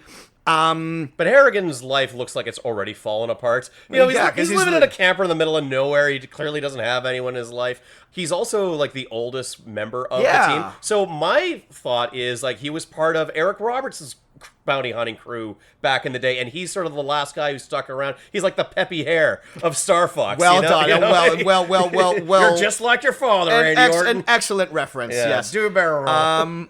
Yeah. So I'm just, like, utterly baffled at how anyone is supposed to make any money off of this. And, like, what happens if one of the bail enforcement guys kills Tanner? What happens to the other ones? Does everyone get to go free? Who knows? Are their lives still threatened? Are they going to release their loved ones? Who knows? We don't. We certainly don't. No. Because the movie never tells us. No, and Raoul's just like a despicable sociopath anyways. I don't know if he's going to honor their agreement. I don't know. This is just another little thing that I noticed about Tanner's stupidity. I don't know necessarily if this has anything to do with Tanner or if this is just how Randy Orton is is just delivering this line. The name of this character is Raoul, like Raoul Julia. Randy Orton, every time he's talking about him, very noticeably pronounces it Raoul. That's a different name. Someone should have explained to him on the set. No, it's Raoul. And it's a very Rainer Wolfcastle type situation where it's just like, you know what, that's fine. You know what, that's okay, that's fine. They noticed it and they're like, fuck it, like it's just get my name right on the check. So they're in they're in Harrigan's camper and they're saying, oh, like, I killed two of these guys. Cooper's still out there. Harrigan's all like, Cooper, I don't know what happened to Cooper. We gotta look out for Cooper. And Tanner is very adamant. It's all like, Cooper wouldn't turn on me. I stake my life on it. Everyone else seems to be turning on you. Why would you assume that? Yeah. Why would you assume Cooper, of all people, who in the briefest of moments we've gone to see him, seems like a short fuse to me. Seems like the most unstable of the crew when they actually are close-knit. He's the demolitions guy. Yeah. Of course, he likes to blow things up. Of course he's going to turn on you. Of course he has the screw loose. Of course he's going to turn on you. He's one of the only people that has a specific thing. So of course he's going to show up at some point. Yeah. But Travis comes back and he shoots up the RV all to hell. He hits the propane gas tank and it explodes in, I don't know, a slow-mo explosion that they shoot in 4 different angles. Yeah. It's what you do. It's, I'll give them a brief amount of credit. They blew a camper up. Yep. It's not like some CGI nonsense. Yep. They actually put explosives into a thing and blew it the fuck up. And And they got that wide shot with the drone, so I don't know. oh, they have those drones. They got to use them Jesus when Christ, when the drones aren't in the frame of the camera themselves. They are shooting the movie. Yeah. They were pulling double duty on those drone shots. Yeah, you were saying drink every time, like money changes hands on a betting table. Drink every time there's a panning shot from a drone up in the sky. So Tanner Oof. and Harrigan escape Travis again. They drive away to a gas station where the lady is immediately all like, "Fuck you! I have a shotgun." And of course, Randy Orton grabs the shotgun out of her hand, and instead of calling the cops to give them any sort of backup, he calls Eric Roberts, who shows up like 2 minutes later. Yeah. Eric Roberts has like a time machine because he got there like immediately. And even Randy Orton is just like, "What took you so long, Dad?" And I'm like, he got here pretty fucking fast given the fucking circumstances. He got no matter there where the hell they are. impossibly fast. I Yeah. think maybe you can give him a little break Yeah. there, Randy Orton. So one thing I want to say about, this whole thing at the gas station, Travis is still in hot pursuit, and, Harrigan, Randy Orton, they're holed up in the gas station, and they say Travis could be anywhere. And they're right, because he's the sniper. He can shoot him from, a county over. I'm exaggerating here, right? But Yeah. he has the advantage. He can be from anywhere. All he needs to do is park himself, mile away or whatever. They would have nowhere to know where he is until it's too late. And very few places to hide, because Yeah. it is the desert. Yeah, so he's got them dead to rights now if they can't leave the gas station. So what does fucking Travis do? He doesn't pick a spot that's miles away. He drives right up to the fucking gas station and starts doing donuts around the gas station. They're shooting at him. Now, to be fair, he does have a very cool Mad Max car. Yes. So, you gotta use it. You gotta take advantage of that at this point in time. But I'm just like, you had the right strategy all along, Travis. What the fuck are you doing taking away your best advantage? Here's another thing Tanner says that I didn't understand, and I wonder if this is like someone whoever wrote the script legitimately didn't think of this or whatever. So they're in the gas station. Harrigan's all like, "We should call the cops and get them to help us or whatever." And then Tanner says, "The cops will never be on our side. I've killed 2 people." Mm-hmm. Now, he killed Michaels. He snapped his neck out of self-defense in the bar. Yeah. The other guy was shot by Travis. Who's the second guy he's talking about? Cyrus. But that was 5 years ago. It's still He's on his, just it's still saying, on the permanent record. I'm just like, I guys. killed 2 people in total. In which case, I'd be all like, "Tan, you gotta focus on the now, buddy. Yeah. You Quit living in the past. Focus on the present. Like it's not." Yeah. So Eric Roberts picks him up in the truck and they drive away. For some fucking reason, Travis doesn't drive after him. He just lets him go, and we'll see him again later in the movie. And as they're breaking down to Eric Roberts what's going on, they're directed off the road by some traffic cop who I'm just going to assume Cooper paid off to direct him off the road. Well, yeah, because there's just a random car on fire. And he waves them off into one corner, and then as soon as they drive off, other cars show up. He's all like, "No, You're go the real way." Yeah. So they're going off road, and then fucking eagle-eyed Randy Orton happens to spot a tripwire. No way in a million fucking years are you noticing that. Jesus Christ. And it's not. It's like the equivalent of cutting the wire when the bomb is down to 1 second. The tire is on the tripwire. Yeah. It is made contact with the tripwire. Yeah. A split second later and they would have blown up. But no, exactly. Eagle-eyed Tanner is all like, wait, stop now. I know this. I know this bomb setup routine. This is Cooper's handiwork all over. I mean, this is the reason why Travis didn't follow them, because he realized, oh, it's Cooper's turn now. Yeah. They're entering Cooper territory. Yeah. This is the section of the movie where Cooper tries to kill them. So this is a part where Travis and Cooper should have joined forces, because what the fuck do you do now? You stay still. A sniper's going to get you. You move in any direction, an explosive's going to get you. Like, this is how you would kill Randy Orton. Yeah, one wonders why the entire bail enforcement organization just didn't work as a collective unit to kill. But then wouldn't be the game, ladies and gentlemen. Then place your bets on who's gonna win. Well, you see, they were rudderless with Randy Orton locked away for those 5 years. So yeah, they're running through this canyon as all these explosives were going up. Harrigan steps on a landmine. Yeah. I assume that this was the end of this character, but amazingly he survives the entire film. Yeah, he steps on the landmine, and they do that thing that I think Mythbusters did a thing, and they proved that you can't. Of course, they ruined that. Too. Yeah. Which I don't think it actually works. works. But it doesn't make any sense within the confines of this movie too, because Harrigan is stepping on the thing. Randy Orton just happens to find the flattest rock imaginable right next to it. Yeah. And he puts it under Harrigan's foot, and he says, "Slide your foot back, but don't take pressure off of the landmine." And like, even just hearing that sentence, I'm all like, fuck off. I don't think that's possible. I don't think that's humanly possible. I think those two things don't exist within the same realm of possibility.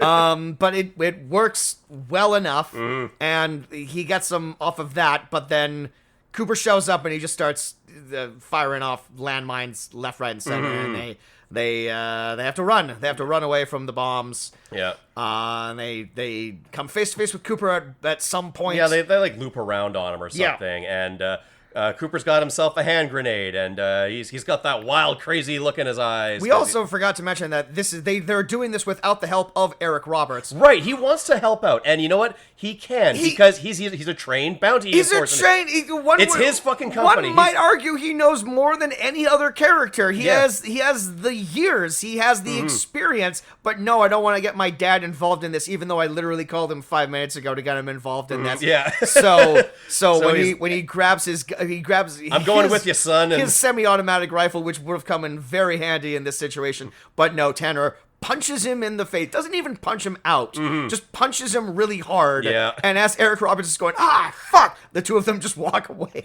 Yeah. It's really strange. Well, Randy Orton needed that after his dad shoot him out so badly. It was the best punch in the movie. I'll say that. Sure. I guess I believed it. Yeah. So Randy Orton's wrestling with Cooper as after he pulls the grenade. They drop the grenade, and Randy saves Cooper from the grenade explosion. And that's when cops are always just conveniently around. Cooper goes off running, but as the cop's about to arrest Randy Orton for good reasons. For very good reasons.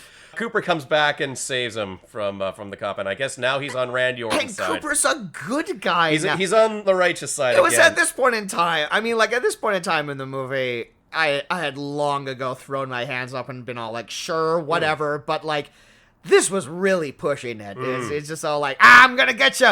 You know what? I changed my mind. You're okay. You're all right. And again, it's more of like this Expendables bullshit, because that first movie does that too, where Dolph Lundgren spends the entire first movie trying to kill Sylvester Stallone and his team, and then at the end of it, he's all like, water under the bridge. Oh well, whatever. Hey, let's drink some whiskey. Yeah, you know, Expendables. Boy, really went up the deep end there for a little bit. Yeah, I really lost my mind good there. To be back, guys. Woo! Yeah. Yeah. One thing we forgot to mention, when they loop around to Cooper, before he turns good again, you know, he's holed up in his truck before he shows up with the grenade in his hand. Randy Orton says the line, "Get out of the truck." There is clearly an audible fuck that they cut out of that. You must have noticed that, right? I didn't, but like, why bother to do that if you're releasing this direct to DVD? Cooper, get out of the truck. It's like I have to imagine the movie is rated R for all like the violence and the bloodshed. So why cut out swear words? Fuck had been heard in this movie before. Yeah, sure. Randy Orton also drops a couple of F-bombs, but in this instance, the line was clearly, "Get out of the fucking truck." They got him to say, "Get out of the truck." Huh. Yeah. So maybe somehow Randy Orton just fucked up that line, or they wanted to clean up his image a little bit.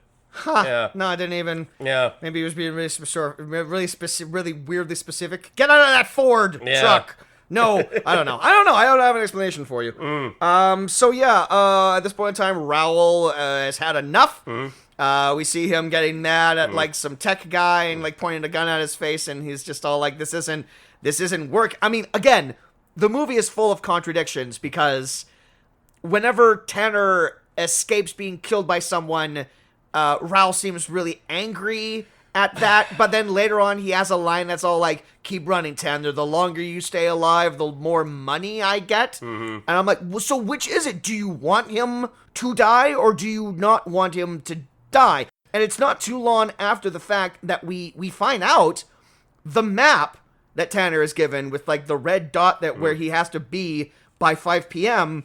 is where all the betting is happening, is where everyone is. Yeah. And I'm just like, this was your plan? Yeah, bring him here? This is a terrible plan. What was your plan, Raoul? I truly don't know how this evil scheme works. Well, the funny thing is, The gamblers have been betting all day, and presumably some of them lost money on, bad bets, on the guys that Randy Orton wound up killing. But these gamblers seem to have unlimited money, so they just keep placing more and more bets. And so it's gotten to the point now where the jackpot, or Yeah. the purse, has gotten too big. And Raoul says, I can't pay this out. yeah, I can't cover this. I didn't plan this. I didn't think this through How at all. Are you sure no one ever put money on Randy Orton surviving this? Because this is where I'm putting all my chips in. So Raoul says, okay, well now I'm putting myself as a contestant. So the only way that this possibly makes any sense is if you fixed the game so that people would continue to bet on Tanner surviving right up until the end, where you had like this no-win scenario planned out for him where like he gets to the very end, so you make the most amount of money possible. Yeah. You cheat the system. But Tanner still dies because Tanner has to die because otherwise he will murder you. And Yeah. spoiler alert is what happens. Yeah, but yeah. it's all like, okay, I have no other option here. Put me on the board. Put me on the board. And Yeah. he growls at like his subordinates and it's like, we're led to believe that this was not part of his plan. This is like his last minute gambit. This is he's panicking. He's panicking. Yeah. But like, and clearly he's panicking because he's making choices that don't make any fucking sense. But it's just, it's like, none of this works. No. How are you supposed to make any amount of money on this? No. It's It's a Hail Mary move to keep his money, to not have to do the payout. I'm maybe starting to understand why Raoul was the number 2 in the Yeah. organization. Maybe he's not exactly the idea man. Yeah. Like he did say earlier that the whole like poison hobo type situation, like, this was my idea, this was my plan. Like he's like a low rent jigsaw killer Yeah. or some nonsense like that. But it's like, no man, if this was your evil scheme, like so many holes. Yeah, for this sure. thing fucking sunk to the bottom Yeah. of the ocean, man. Like there's no way were you ever gonna come out on top with this. I like how when he announced to the room full of the high rollers that he's entering the game, the reaction isn't people getting really hostile towards this last minute change. Yeah, this is you changing the rules right near the end. Like, presumably there are, like, some high rollers who have been making all the right bets all the way through Yeah. for, like, the MC of, like, the evil betting parlor or whatever to come out and be all like, new rule, I'm in the game now. People would be mad. What the fuck is going on These here? are all Yeah. hardened criminals, Yeah. and like I'm assuming you didn't let them like check their guns at the door Yeah. or anything like that. So it's all like, no, there would be a riot. Yeah. There would be a riot, Agent Steve. Like, no. Also, like, he's not in the best shape. He's just like a guy. He doesn't look like a guy who can take on Randy Orton. He's like a regular guy. We've never seen him handle any kind of weapons or like even, do a sparring match as like maybe he would against a goon, so we know that he's a physical threat in any way. No, all we've seen of this guy is he's got a bit of a screw loose. Yeah. And like they have like a difference in age, obviously, but like, Randy Orton having like the final fight with this guy makes about as much sense as if he were having the final fight with Wes Studi, a man who's like he's like in his 70s. Yeah. Like it makes about as much logical sense. And also like jumping ahead to that final fight, Raoul does the entire fight wearing like his nice Armani suit. He like never just take the jacket off for sure. For sure, I mean, yeah. like not just for anything to give yourself a little more like swinging room or whatever. But it's all like he like punches Randy Orton 3 times and then he like adjusts the jacket. He punches him again, adjusts the tie, and it's Sure, just take it off, man. For sure, Yeah. So now Tanner has like an entire team. His dad has forgiven the punch. Yeah. And he's come back. They get to the compound with Eric Roberts' army truck, and they take cover behind that. As they're storming the compound, Gomi says, Some of you go to the left, some of you go to the right, some go around, and shoot these other guys are dead. boy, what a master strategist this guy Absolutely, is. he's the idea man. This was clearly. This is why He was the visionary. And I mean, and this point in time, like his entire condemned style TV show thing, like the one thing that was tying this to like the first movie tangentially at all, has completely gone tits up because, understandably, all of your criminal cronies have now realized, wait, Tanner's coming here? Yeah. Why did you tell Tanner to come here? So yeah, they're all understandably grabbing their money and fucking leave. I love like the panic because it's like so many shots of people grabbing like handfuls of chips. And I'm all like, You know, those what are... what are you gonna do? You're gonna go cash them out? Yeah. It's like, oh, we gotta go. Okay, I have these. Like, it's Yeah, just yeah. like it's just like one line of like people.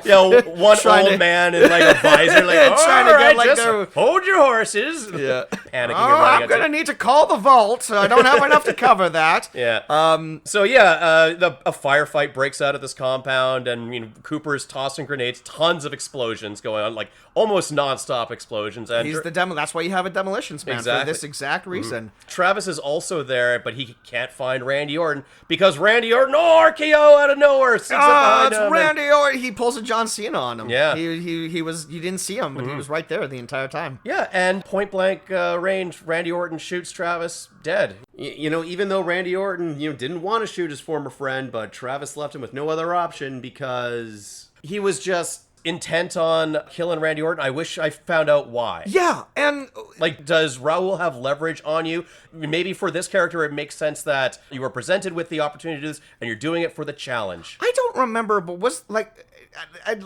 I'll never watch this movie again. But like, I would.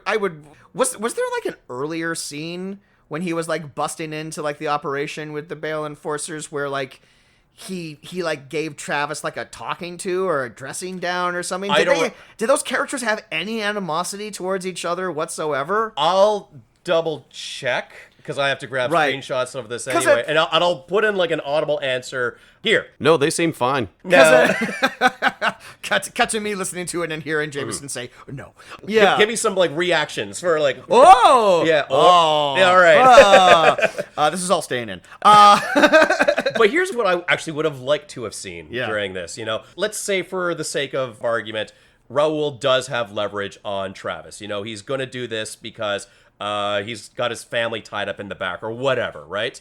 What I would have liked to have seen is Travis has Randy Orton in his scope, but as he sees Cooper and Harrigan and Eric Roberts now join forces with Randy Orton and they're taking out a lot of Raul's goons, now Travis realizes they have a chance at defeating Raul and saving his family. He couldn't do it alone, but now with the Bale Enforcement Agency Yeah. back together, They have a chance now. The only thing that makes sense and then he takes out the final shot Yeah. and kills Gomi. Sure. The only thing that makes sense from like a character standpoint is that the character of Travis just truly wants to kill Tanner for some reason. Because at this point in time, like the building is exploding, it's on fire. If Gomi promised him any amount of money, that's not happening anymore. And like surely if it was the other thing where Gomi was just all like, we have you dead to rights, and if you don't kill Tanner, we'll kill you. Like that's been eliminated too. Because like everyone's like running for the hills or whatever.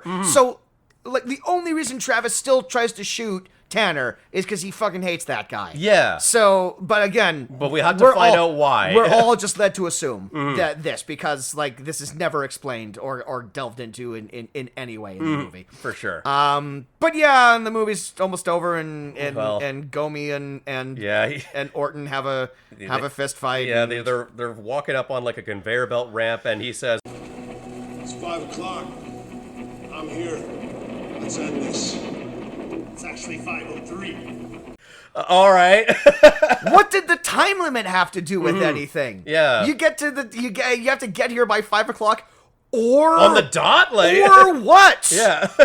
Wait, what happens at 5 o'clock? I would have loved it if, like, he does make it there at 5 o'clock and there's balloons falling from the ceiling and, like, you did it, buddy! Yay. Congratulations! And Raoul shakes his hand or whatever. Water under the bridge. Yeah. There we go. Well, Hands him like $1 million check you or got something. me. You got me. Yeah, come here, yeah. Truly none of this makes any sense. But yeah, they have a fight and how does Raoul die? I forget. I don't know, Gets shot. some combination of being shot or stabbed or exploded or whatnot. It's not memorable, even though this is the main villain of your movie. Yeah. But yeah, Randy Orton takes him out, and the other three just kill anyone else that's trying to shoot at them. Yeah. And the day is saved. And yeah, the cops come by and they say like, wow, Randy Orton, you destroyed Raoul's illegal gambling empire there. You're all right. Tell you what, there's always a job for you at the sheriff's station. Literally the thing that got him arrested at the beginning of the movie is now what he's being congratulated for. Kind of makes the whole movie not make a shit ton of sense, eh? Kind of invalidates everything we just saw the last hour and a half of our lives. It's like you brought down that one you brought down like that one crime lord, but you killed him horribly. Yeah. So you're being arrested for manslaughter. Now you've killed the less important crime lord, who arguably is much worse at being a crime lord. But now you're having like a job offer. Yeah. Now you're part of law enforcement. two wrongs don't make her right, the condemned two. Except in this specific case. I don't even think you're allowed to become a cop if you have a manslaughter charge. They're on you. wiping it. Oh, come on. They're wiping his slate clean. Yeah. And then, you know, it's Harrigan Cooper, Eric Roberts, they're all palling around. I think Eric Roberts says, like, I think I'm gonna get back into the bounty hunting game. Call it Tanner and Sons. Tanner and Sons, yeah. And that's how the movie ends. And Randy Orton's all like, no way. Yeah. And the other two are all like, we'll talk about it. I like it. Yeah. I like it. This is setting up The Condemned 3, Yeah. a movie that will definitely happen. That will all definitely be in. And but there will be a different wrestler other than Randy Orton. And then the last shot of the movie is like a pan over the compound, and one final explosion goes off in the background, and I'm like, they didn't contain this shit? Like, there's not like fire department there putting this stuff out. They're just gonna let this big warehouse go up in flames. Doesn't matter because the one bad guy died, so everything's all tied up. All is forgiven. Yeah. In a big old bow. I have nothing else to say. The only other thing that I wanted to mention was when Randy is getting driven out into the middle of the desert by Michaels or whoever the fuck. He says, like, what's going on here? Michael says the line, someone threatened to kill us, in a horribly 80-yard line. What, you saw him? Yeah, it turns out we got something in common. And what's that? Somebody threatened to kill us. I'm picking up on all this audio shit. Right. Yeah. It doesn't even need to be ADR. That's implied. It is. is. Of course someone tried to kill you. That's, one would argue, the plot of the movie. It's definitely maybe something that wasn't in the shooting script, and then in the editing bay, they're like, fuck. Let's just spell it out for people. So it's kind of hard for me to like read like your attitude on this movie, Jameson. But just out of I loved it. out of the curiosity, does this movie have a certain something, or did you in fact find it to be a whole lot of nothing? No, honestly, I hated this movie. Yeah, this really sucks. Bad. This was really quite bad. Yeah, it's yet another horrible way to start WrestleMania. And you know, I was the one that kind of like pushed for this like WWE sequels productions thing. I thought it would be fun, but about halfway through watching this, I realized I may have made a horrible mistake. I have a sneaking suspicion they're all gonna be like this. These aren't going to get any better. Yeah. And we'll see. And we don't even have like the charisma of like an Eric Roberts in the next one to carry us through. Yes, the guest stars are going to get progressively more and more scarce as these things go along. Eric Roberts was the high point.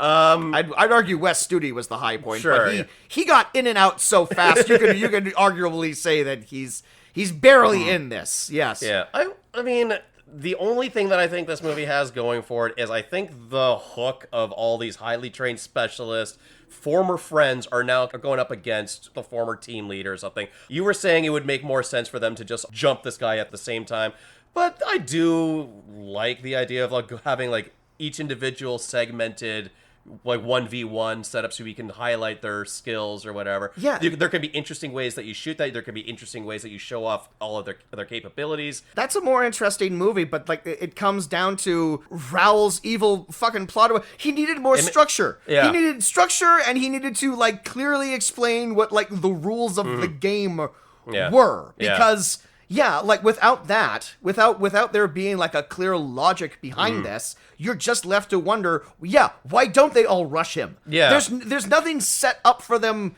for them not to do that. That makes the logical sense, but narratively wise, it makes sense for them to go, one after another, so then you can have like these like isolated mini boss event kind of stuff throughout the movie. The other thing I'll say for this is, what's the name of the actor that played Agent Gomez again? Steven Cazeta. Okay, while not being the highlight of Breaking Bad, I always kind of liked him as a character. Yeah. Hank Schrader's buddy, like the no-nonsense cop buddy that he can still, crack a joke here and there, but still be taken seriously. This movie made me lose some respect for him. He is chewing the fuck out of the scenery in a bad way. And I blame the writer for that. And he's doing the best he can, I guess. He's playing the villain in The Condemned too. What do you want from him? Like, really? Better than this. Sure, I suppose. Look, the way that these like direct-to-DVD sequel in name-only movies often work is that they'll very often just do the plot of the first movie again with different actors. And a lot of the times, like that leads to a big question of all, like, why are we even watching this? Why aren't I just watching the first movie again? Given the fact that the first movie is about dangerous criminals trapped on an island trying to kill each other, it raises the question, why not just do that movie again? That is way more interesting than whenever the fuck this is. And it's like, it can't be that much more expensive than doing what you're doing. It's all like, what do we have access to right now? We have access to like the Badlands of Texas or Arizona or wherever the fuck we shot this in. Change the location, change the contestants, but maybe keep the villainous organization around. And it's the long-running threat throughout all these. Or just make this movie and don't call it The Condemned 2. Yeah. Because it has nothing to do with the plot of the first one. So, They even take shots at the first one for not doing it right. Even though arguably they did it right. They did it righter than this, one can say. All right. Well, so that was The Condemned 2. That's The Condemned 2, and we are condemned to watch some more of these things. Well done. Right off the dome, buddy. Right off the dome. That's All right. There we go. This is why this episode isn't a wash, because I was able to come up with that. All right. Well, we do have an update from Scott on more Randy Orton information here. The origin of the poop bag thing. Sometimes wrestlers don't like people, so back in the day, he would poop in their bags. I imagine they mean like their gym bag. Yeah. He may have done that once or twice. I believe X-Pac is also a bag pooper. All right. Well, what did we learn about Randy Orton? he may have pooped in a bag. He was dishonorably discharged from the military, and he likes to poop in other wrestlers' bags. You Sounds know what? like a great guy. maybe not the best guy. Maybe not a good guy. Okay. But we'll catch up with him next year when we cover the Ed Harris teacher movie where he plays a disgusting homophobe. Right. But in the meantime, that was The Condemned 2, directed by Royal Rene. If you like this episode and want to listen to some more, please listen to our back catalog of episodes.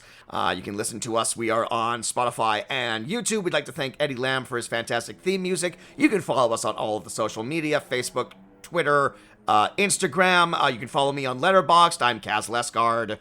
Yes, you are. My name is Jameson Rafter. I make cartoons sometimes under the YouTube channel Uptown Slim Jim. Go check him out. Kaz is in a bunch of them. And I'm just drawn out because I don't know. Randy Orton He doesn't have an iconic line, and he's not like a wrestler that's carried on through like cheesy charisma where he would have like a woo, like a Ray Flair-esque woo, or it doesn't matter kind of stuff. It truly doesn't matter in this particular case. He's a very meat and potatoes kind of wrestler who's like got a ton of success, but he poops in bags. He poops. So that's like the good and the bad. There we go. But that was Nothing Movies, and go. Good night and good luck. Go poop in a bag. How about that? All right. That's our sign off. Okay, not our bags, please. Not our bag. No, that's not our bag. That's not. Okay. Okay, bye.